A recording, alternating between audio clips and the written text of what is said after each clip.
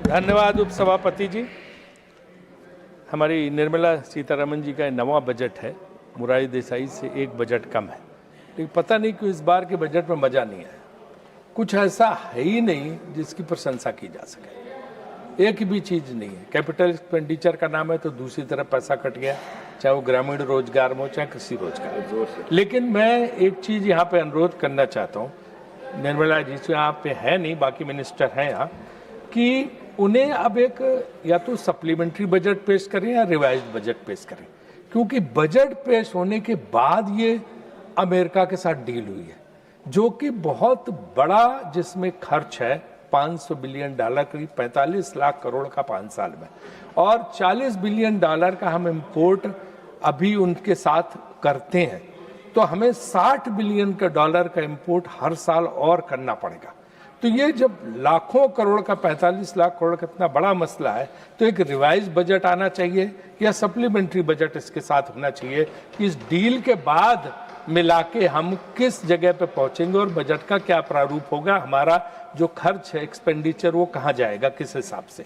और इस $500 बिलियन में डिफेंस की खरीदारी शामिल नहीं है, वो इसके ऊपर है, ओवर एंड अबव है। तो इसलिए ये बहुत ही जो है गंभीर बात है। इसलिए मेरा ये मानना है कि इस बजट को रिवाइज्ड एक बजट देना चाहिए उनको।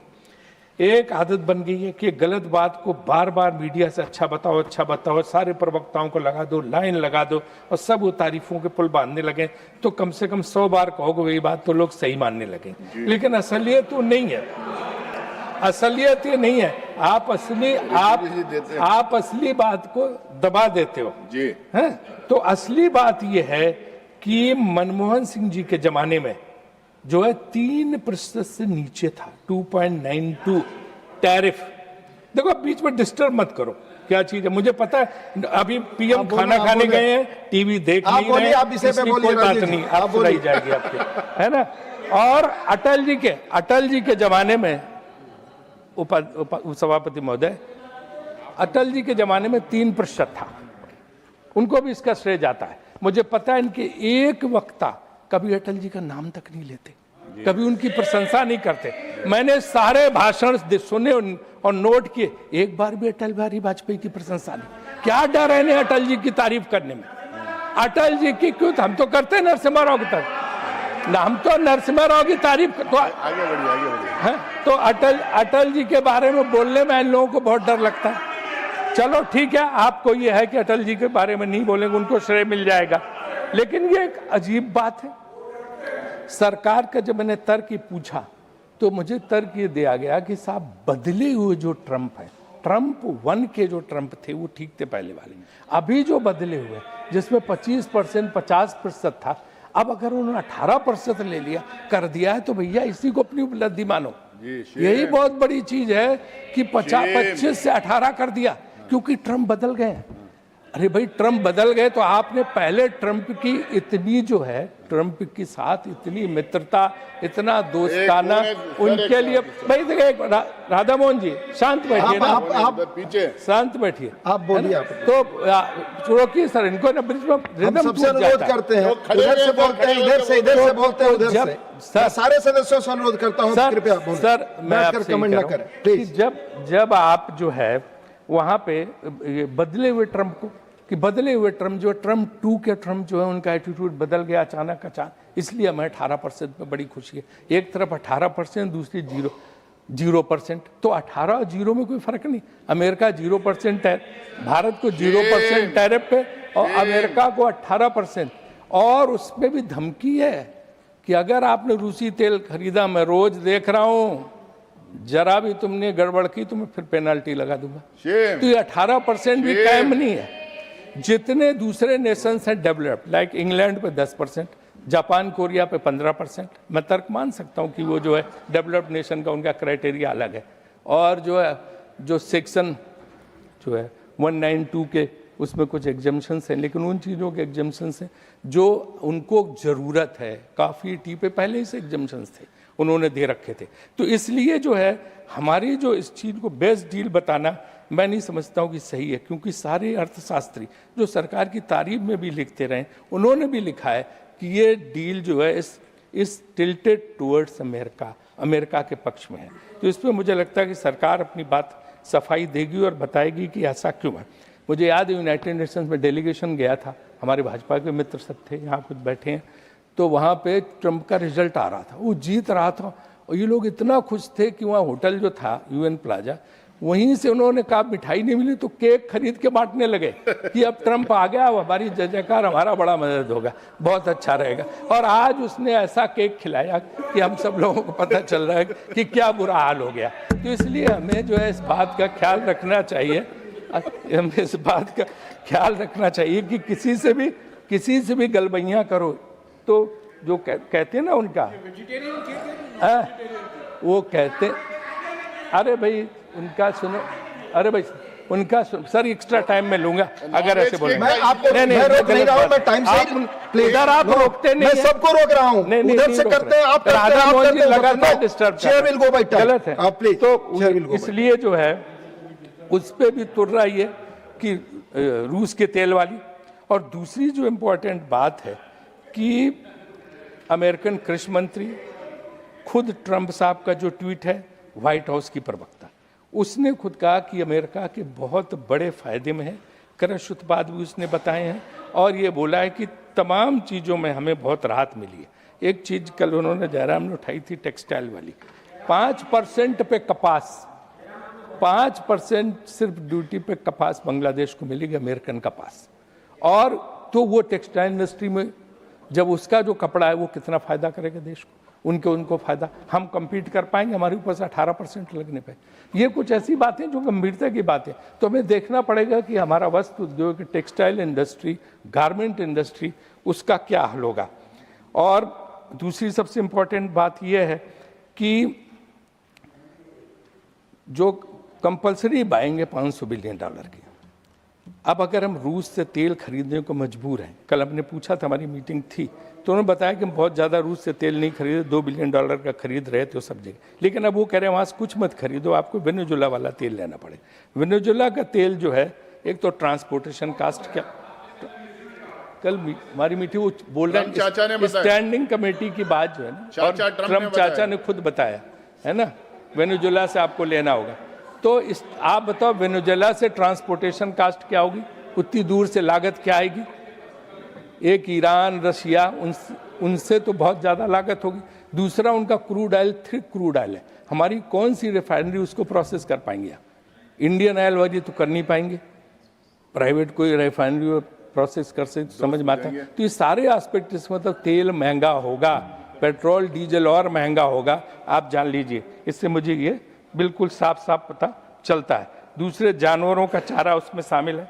अब जानवर वहाँ का कहते हैं जीएम क्रॉप वाला चारा आएगा, जो फॉडर जिसको बोलते हैं, तो हमारी गाय भैंसों का क्या हाल होगा अगर ये जो है जेनेटिकली बनाया गया चारा मिलेगा तो क्या हाल होगा, उससे निकला वो दूध क्या होगा, क्या भगवान है आपका? वियतनाम का, इनके बाद पॉइंट ऑफ वियतनाम का, इनके बाद वियतनाम का कृषि उत्पादों पर 5% टैरिफ है।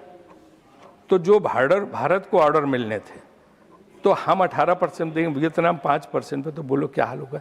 सर ये मैं आपसे पूछना चाहता हूँ कि क्या हमारे किसानों को नुकसान नहीं होगा? 30,000 करोड़ का नुकसान होगा। हालांकि हम ये भी कहना चाहते हैं कि तमाम आइटम ऐसे हैं कि जिन पे नहीं है, उसमें सब जो है जैसे कि मिलेट है, ये है, तमाम चीज़ जो इसमें है, बाजरा वगैरह, तो वो जो एक ऐसी समस्या है कि देखना पड़ेगा कि उनका क्या नुकसान हो। आप कह रहे हैं कि भाई ट्रंप जो है, ट्रंप क्या कर रहे हैं हम क्या नहीं जानते। अब ये भी मैंने पढ़ा किसी अखबार में कि विदेश मंत्री से पूछो तो कहते हैं कॉमर्स मिनिस्टर से पूछो, कॉमर्स मिनिस्टर पूछो तो कहते हैं विदेश मंत्री से पूछें तो पूछे किससे, यही नहीं समझ में आ रहा है। अब किरण रिज्जू बेचारों से क्यों पूछे, उन्हें तो उनसे तो इसका कोई मतलब नहीं है। तो जवाब कौन देगा, जवाब कौन देगा, ये मैं कह रहा हूँ। तो मेरा इनसे यही कहना, यार नीरज शांत रहो है। तो हमारा ये कहना है कि हमें तेल खरीद की आज़ादी होनी चाहिए। कंपनियां जो हमारी हैं उनको स्वतंत्र निर्णय लेने की छूट होनी चाहिए और तेल महंगा ना हो, इसकी गारंटी करनी चाहिए। ये देखिए यहाँ पे जयशंकर जी बैठे, विदेश नीति का विस्तार कुछ है, इधर कुछ हुआ है कि पता नहीं क्यों विदेश नीति में कई बार ऐसे दौर आते हैं। हमारा बड़ा मुश्किल समय, हम कहते हैं कि आज हम विश्व गुरु हैं। गुरु वो होता है जिसके शिष्य होते हैं। यहाँ हम आश्रम खोल के बैठे, एक भी शिष्य नहीं है, शिष्य एक भी नहीं है, गुरु आश्रम खोल के बैठे हुए हैं। अभी जो यार नीरज प्लीज चुप रहो, कुछ नहीं करेंगे तुम्हारा, शांत रहो हैं। तो ये जो है आप बताओ, जब युद्ध हुआ किसी एक देश ने, छोटे मोटे देश ने हमारे सपोर्ट में बयान दिया? पाकिस्तान के सपोर्ट में चीन खड़ा है, अमेरिका उसके जनरल को बुला के लंच करा रहा है, और टर्की जो है ड्रोन दे रही है, सऊदी अरबिया डिफेंस डील कर रहा है, अजरबैजान उनके साथ। हमारे साथ कौन है? एक आदमी नहीं, ना पड़ोसी ना कोई। तो ये कौन से गुरु की बात हो रही है? जो शिष्यविहीन गुरु, कौन है ऐसा जिसका शिष्य नहीं, चेले ही नहीं, गुरु खाली है? तो ये कौन सा आपने भारत बना दिया है? ये सबसे बड़ी हमारी समस्या है कि जो है इसको देखें। और उसी के साथ साथ मैं ये बात भी जोड़ता हूँ, क्योंकि यहाँ पे बैठे हैं माननीय विदेश मंत्री, कि बांग्लादेश के मामले में भी हमें कहीं न कहीं ऐसा रुख लेना पड़ेगा कि बांग्लादेश हमारी 71 की उपलब्धि है। एक बहुत बड़े संघर्ष के बाद भारत ने बांग्लादेश, पाकिस्तान के 2 टुकड़े हुए थे और बांग्लादेश हुआ था। आज हम बांग्लादेश को धकेल के पाकिस्तान के पाले में कर रहे हैं हर समय उसको इस तरह के, तो वो बहुत खराब हो जाएगा हमारे लिए। पाकिस्तान तो चाहता है कि बांग्लादेश के साथ आ जाए, फिर उसका इस्तेमाल करे वहाँ से आतंकवाद बढ़ाने के लिए। ये बहुत बड़ी उपलब्धि इंदिरा गांधी के ज़माने में हुई थी, आप सबने साथ दिया था, अटल जी ने साथ दिया था, और तब उसके बाद जो है पूरे देश ने साथ दिया था। लेकिन आज बांग्लादेश को मत धकेलो, वहाँ पे परिस्थितियाँ डिफरेंट हैं, लेकिन उस चीज़ को समझना चाहिए। आपसे अच्छा काम तो हमारी आईसीसी ने किया। हमारा विवाद हो गया था वही क्रिकेट मैच को लेके, तो आईसीसी ने बातचीत करके पाकिस्तान, बांग्लादेश सबको बिठा के मामला सुलझा लिया। तो विदेश आपकी सरकार से ज़्यादा अच्छा काम तो आईसीसी कर रही है। तो कुछ ऐसा ही सीखो ना, कुछ इस तरह का काम हमें करना चाहिए जो आप नहीं कर रहे हैं। अब बात हम कहते हैं दूसरा सबसे महत्वपूर्ण बात है बेरोजगारी की। 15% बेरोजगारी है। 15% बेरोजगारी है, माने कि करोड़ों बेरोजगार है। इन बेरोजगारों के लिए हम जो है क्या कर रहे हैं, क्योंकि उनकी स्थिति बहुत ही खराब है। नौकरियां हैं नहीं, सरकार में खाली पद भरे नहीं जा रहे हैं, और अमेरिकन डील के बाद मेक इन इंडिया क्या हो गया भगवान ही जाने, क्योंकि सब इतना देना पड़ेगा तो यहाँ लोग बना के क्या करेंगे समझ में नहीं आ रहा। छोटे लघु उद्योग बंद हो रहे हैं। सरकारी अफसरों ने छोटे छोटे व्यापारियों की जान आफत में की है, जीएसटी से लगा के हर तरह से इतना तंग किया जा रहा कि मुझे लगता है 1 लाख कि 10 लाख लोग, 10 लाख व्यापारी या 1 लाख व्यापारी तो नागरिकता छोड़ के चले गए। तो अगर ये प्राइवेट सेक्टर के एंटरप्रेन्योर, एक वैसे आदमी जाए फर्क नहीं पड़ता, अगर उद्यमी जाता है, एंटरप्रेन्योर जाता है, तो लोगों को नौकरी कौन देगा? मुझे याद है मैं जब योजना मंत्री था तो मनमोहन सिंह जी ने मुझे कहा, वो सोचते थे इस बारे में कि तुमने क्या सेंसस रिपोर्ट देखी 2012 की बात याद है? तो मैंने कहा नहीं, कहने उसमें 2.5 करोड़ की दर से हर साल नया यूथ आ रहा है नौकरी लेने के लिए। तुमने उसके लिए कुछ सोचा तुम लोगों ने योजना आयोग में? मैंने कहा साहब ऐसी तो कोई बात हुई नहीं। कहने 2.5 करोड़ यूथ ही अगर इसको नौकरी नहीं देंगे तो ये अराजक तत्व हो जाए, तो कुछ सोचना चाहिए। तो तब उन्होंने कहा स्किल डेवलपमेंट पे जोर दो, स्किल डेवलपमेंट पे जोर दो, और प्राइवेट सेक्टर जो है इनको नौकरी दे सकता, तो सरकार और प्राइवेट सेक्टर मिल के मदद कर। तो मैं इसमें स्किल डेवलपमेंट के लिए कोई पैसा नहीं बनाया गया। तो मुझे लगता है आपसे निवेदन ये है कि आप कहेंगे उनको कि स्किल डेवलपमेंट का भी उस रिवाइज्ड बजट में जो है, नए बजट में पैसा बढ़ाया जाए, ताकि लोगों को, उद्यमियों को उससे मौका मिले, और ये थोड़ा डंडा मारने का काम व्यापारियों वगैरह पे कम कराइए। अब से दिन भर डंडा मारते हैं, और इसकी वजह से उनका जो हौसला है वो बहुत कम होता चला जा रहा है।